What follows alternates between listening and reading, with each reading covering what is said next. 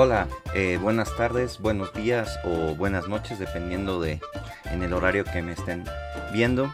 Como ya lo sabrán, esta es una de las clases pregrabadas para la Facultad de Estudios Superiores Aragón en la carrera de Ingeniería Civil.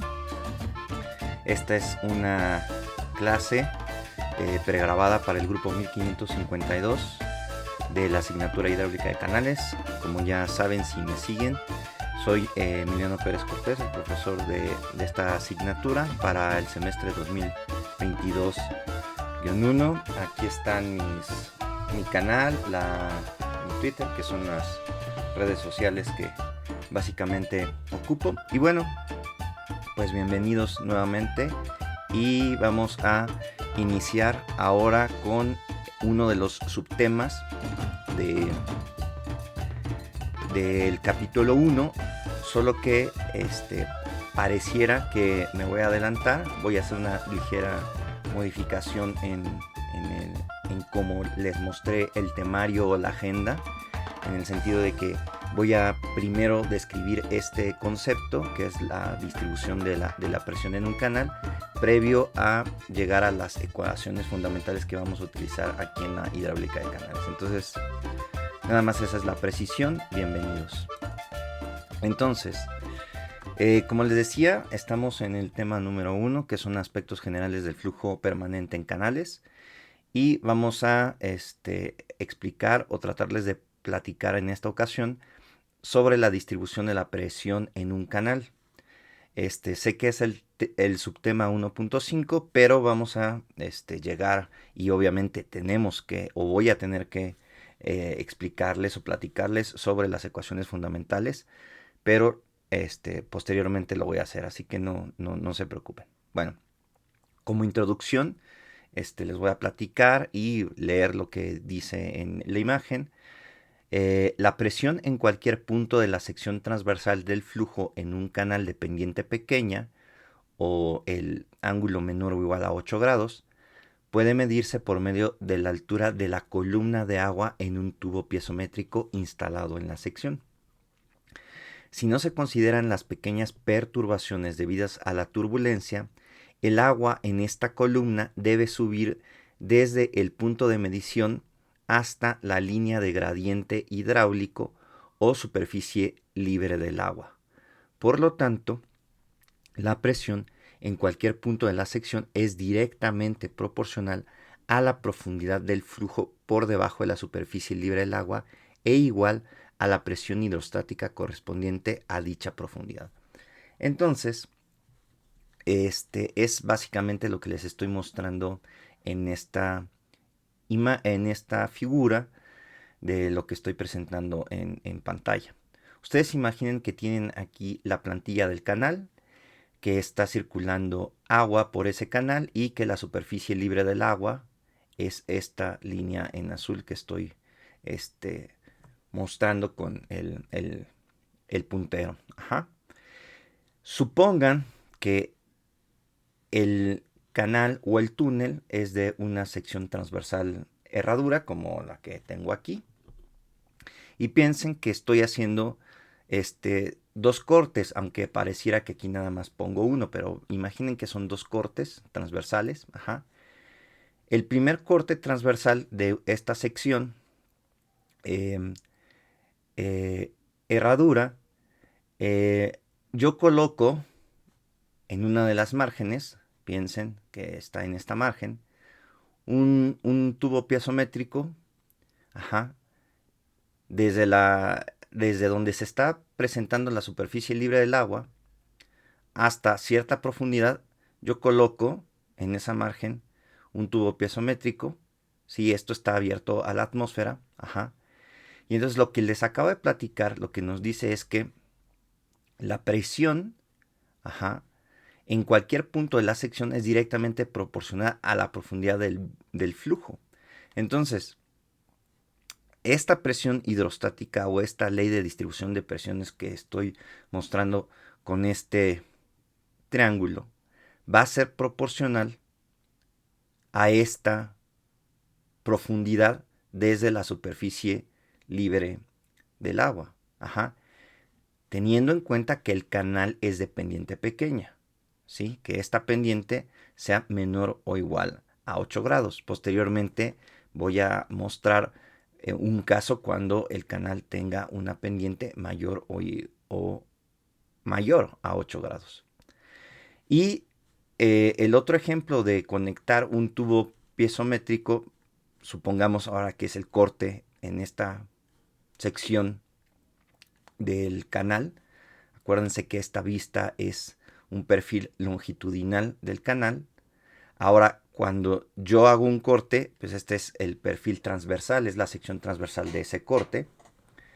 Y ahora piensen que estoy colocando un tubo piezométrico de pues en este punto. Si se presenta la superficie libre del agua aquí, la presión, ¿sí? O la ley de presión hidrostática se presentaría algo similar a esto. Ajá. Entonces, a medida que yo me voy introduciendo al agua o al fluido, pues se va generando esta ley hidrostática de presiones. Y esta ley hidrostática de presiones va a ser proporcional a la profundidad donde se encuentre, desde donde está la superficie libre del agua hasta ese punto donde esté dentro del seno del agua o dentro del seno del líquido que está pasando por mi canal. Ajá. Entonces, esto, vamos a continuar con esto, que es la presión o la distribución de la presión en un canal, con lo siguiente. La distribución de presiones a lo largo de la sección transversal del canal es igual a la distribución hidrostática de presiones y se le conoce como ley hidrostática de distribución de presiones. Bueno, ya lo había medio platicado o mencionado en la imagen anterior. Aquí se vuelve a repetir y entonces tenemos una sección herradura en la que es el canal, tiene una cierta longitud. Estamos en esta sección, el gasto o el caudal viene en esta dirección. Sabemos que la pendiente de este canal es menor o igual a 8 grados. Por lo tanto, repito, la ley hidrostática de distribución de presiones, esta ley, que es la presión es igual a la gravedad por la densidad del líquido, por una H. Esta H es desde la superficie libre del agua hasta el plano en donde yo quiera medir la presión dentro o al seno de un líquido, en este caso al seno del líquido que está pasando por esa sección transversal del canal. Entonces, en el fondo de esa sección, en el vértice, en este caso, por ser una sección herradura, que es la parte más profunda en ese canal, que sería su plantilla, desde la superficie libre del agua hasta ese punto, pues esa H es igual con el tirante. Y yo sé que si se está presentando esta ley hidrostática de presiones, entonces yo lo que digo es que si al despejar esa profundidad al seno del líquido, me queda presión entre gravedad por densidad es igual a H, por lo tanto eso es igual a la profundidad o al tirante que se encuentra en esa sección en el fondo de mi canal o en la presión en el punto más profundo.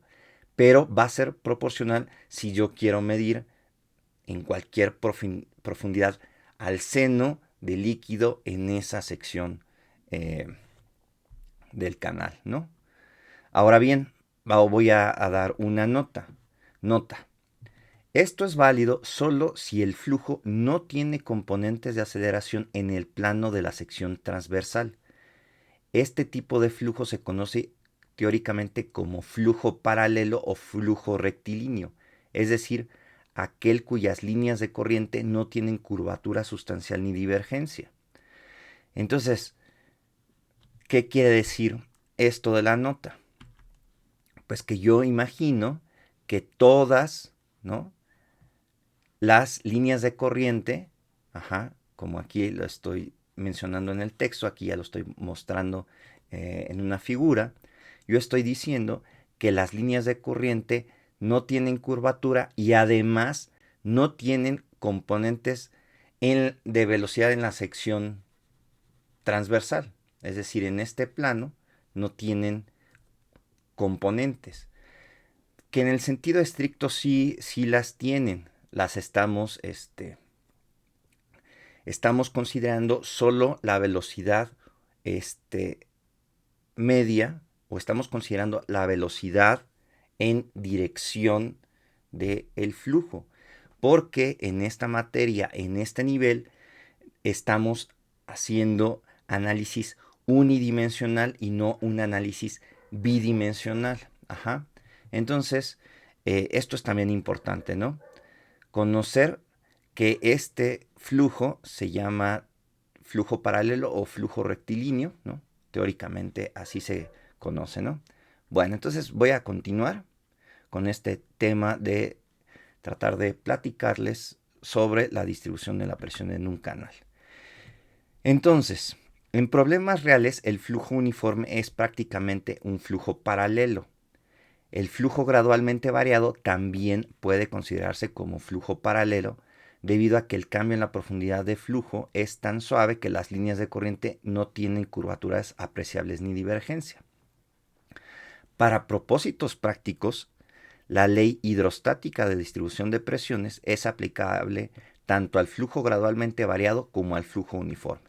Entonces, nosotros ya habíamos subclasificado, o en la clase anterior, que ya se publicó o ya está como difusión en el canal, habíamos dicho que era flujo uniforme. Y entonces habíamos dicho que cuando la parcial o la comparación respecto al espacio de la velocidad o el tirante a lo largo del espacio es constante, es decir, no cambia, pues esta parcial es igual con cero, que es lo que estoy ahorita mostrando, ¿no? Es decir, yo tengo aquí la plantilla de mi canal, puede ser cualquier sección transversal, está pasando un gasto en esta dirección, entonces yo tengo una sección transversal que le llamé X subíndice Y, y tengo otra aguas abajo que le estoy llamando X subíndice J. Y yo sé que se presenta flujo uniforme si esta velocidad con respecto al espacio no cambia. Pues no, es la misma, esta velocidad y este tirante es el mismo en el espacio como criterio. No cambia, por lo tanto esta variación con respecto al espacio es igual con cero. ¿Y qué pasa con las líneas de corriente? Pues así se verían más o menos. Estamos pensando que es un flujo paralelo. Esto es en flujo uniforme. ¿Qué pasa en el flujo variado?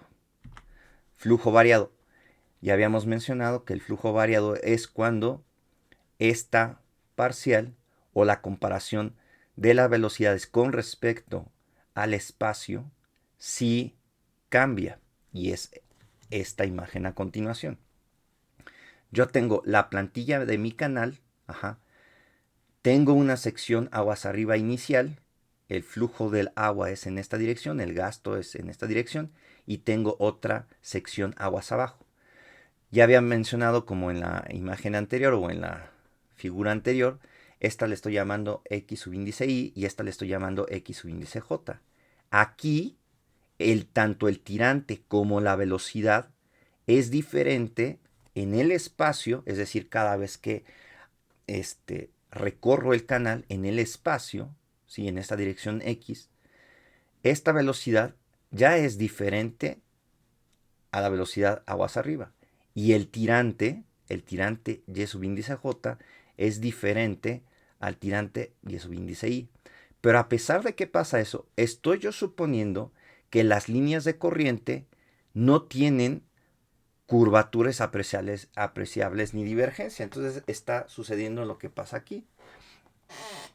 Solo, pues es una especie de que se van, ¿no?, aglutinando, pero siguen siendo un flujo paralelo. Sigue siendo un flujo paralelo, como lo estoy mostrando en este caso para flujo variado. Y eso es lo que vamos a considerar y estamos considerando para poder hacer la siguiente precisión o la siguiente condición. Entonces, para canales de pendiente menor a 8 grados, la distribución de la presión es hidrostática en el fondo de la sección y así es como lo vamos a tomar y lo vamos a adoptar. Entonces, para un canal que tiene una plantilla con un ángulo menor o igual a 8 grados, yo voy a decir que esta distribución de la presión hidrostática en el fondo de la sección es esto. El tirante va a ser igual a la presión en el fondo o en el punto más profundo donde estoy midiéndolo, esa presión entre la gravedad y la densidad del líquido, en este caso agua. Esta es una imagen suponiendo en el que la plantilla tiene un ángulo igual con 0. Y es igual, aquí imaginen que este es un tubo piezométrico que estoy colocando y entonces pues esta H es igual a este tirante y esto pues es igual a la presión hidrostática en el fondo de la sección. Este es el caso para pendiente menor a 8 grados. Ahora, ¿qué pasa cuando tengo una pendiente mayor a 8 grados? La distribución de la presión es hidrostática en el fondo de la sección. Sí, pero hay que, ¿cómo se dice?, cuidar lo siguiente. Si yo ahora tengo una plantilla, fíjense, tengo una plantilla,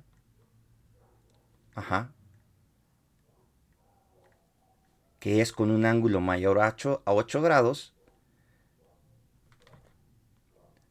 tengo así la superficie libre del agua, tengo este tirante, Cuando yo coloco este tubo piezométrico en este punto que es en el fondo del canal, si se dan cuenta, recuerden que el tirante lo medíamos desde la plantilla perpendicularmente hasta la superficie libre del agua. Y entonces, ¿qué pasa en el tubo piezométrico? Pues resulta que esta H, si yo estoy desde aquí, que es ya la atmósfera, y me voy introduciendo al seno del líquido en este tubo piezométrico, pues llego a este mismo plano de presiones, a este mismo plano en el que las presiones pues son constantes. Acuérdense, ley de Pascal. Por lo tanto, fíjense, esta H es igual a la presión entre gravedad por densidad del líquido. Es esto. Pero, ¿qué está pasando aquí? H, con respecto al tirante, pues es coseno del ángulo. ¿Por qué? Porque lo estoy midiendo perpendicularmente. Entonces tengo que hacer la proyección de este tirante. Y entonces H es igual a Y por coseno de teta. Yo ya sabía de esto, pues que H es igual a la presión entre gravedad por la densidad. Yo al igualar estas dos ecuaciones, que sé que la presión en el fondo de la sección, pero para un canal de pendiente mayor a 8 grados, va a ser igual la presión en el fondo como el tirante por coseno de teta. Y ahora, ¿por qué estoy poniendo este coseno de 8 grados y por qué estoy poniendo coseno de 10 grados aquí? Ya había mencionado que por la formación académica que yo tengo y que yo había mencionado desde em, el video anterior, que nosotros vamos a considerar ese ángulo menor a 8 grados y que no íbamos a considerar, como alguna referencia bibliográfica lo menciona, como una pendiente menor a 10 grados. ¿Qué es lo que estoy poniendo aquí? Pues estoy poniendo coseno de 8 grados y redondeando a 4 cifras decimales. Cuando ustedes hacen coseno de 8 grados, esto les da 0.9903. O sea, prácticamente 1. Vamos a considerar este coseno de 8 grados 1. Ajá. Pero cuando ustedes hacen coseno de 10 grados, si ustedes redondean a 4 cifras decimales, esto me da 0.9848. Esto, pues no lo considero, desde mi criterio, ya no lo considero exactamente igual con 1. Ajá. Y desde mi punto de vista y desde el criterio, como me formé, o como había mencionado, de la formación académica que tengo, y por la referencia que he dado, que es la de el libro de hidráulica de canales del doctor Gilberto Sotelo, pues esto no es estrictamente, habría aquí un debate, una discusión, en que si ustedes redondean esto a 2 cifras decimales, pues sería 99, y este punto 99 pues ya coincidirían y demás. Entonces, si hay ingenieros que quieran seguir considerando este coseno de 10 como canales de pendiente pequeña, ese ya sería su criterio. Repito, el criterio que vamos a adoptar en esta asignatura es este. Ajá. Ustedes ya tendrán un criterio, ya sabrán si incluso habrá otros que dicen, no, este de coseno 8 grados no está bien, debe de ser todavía un poco menor la pendiente del canal. En fin, bueno, eso ya es a criterio y diseño de cada quien, pero es nada más para reafirmar, o si quieren hasta para abrir todavía más el debate. Ajá. Y ya no me meto más en cosas de tipo turbulencia, o de este, la pequeña variación, y me refiero a, por ejemplo, a la pequeña modificación en los modelos numéricos de turbulentos y de caos, que con la mínima pequeña modificación de condiciones iniciales se, pues se desata el caos, ¿no? Entonces, imagínense. Acá nada más es una situación práctica. Ajá. Si nos metemos ya a cosas de precisión, pues no acabaríamos el debate, ¿no? Entonces, pero nada más es un argumento más, y aclarar más por qué de los criterios. Entonces continúo. Si la curvatura de las líneas de corriente es sustancial, el flujo es conocido teóricamente como flujo curvilíneo. El efecto de la curvatura es el producir unas componentes de la aceleración apreciables o fuerzas centrífugas perpendiculares a la dirección del flujo. Por consiguiente, la distribución de presiones en la sección transversal se diferencia de la hidrostática si el flujo es curvilíneo, ocurre en un plano vertical.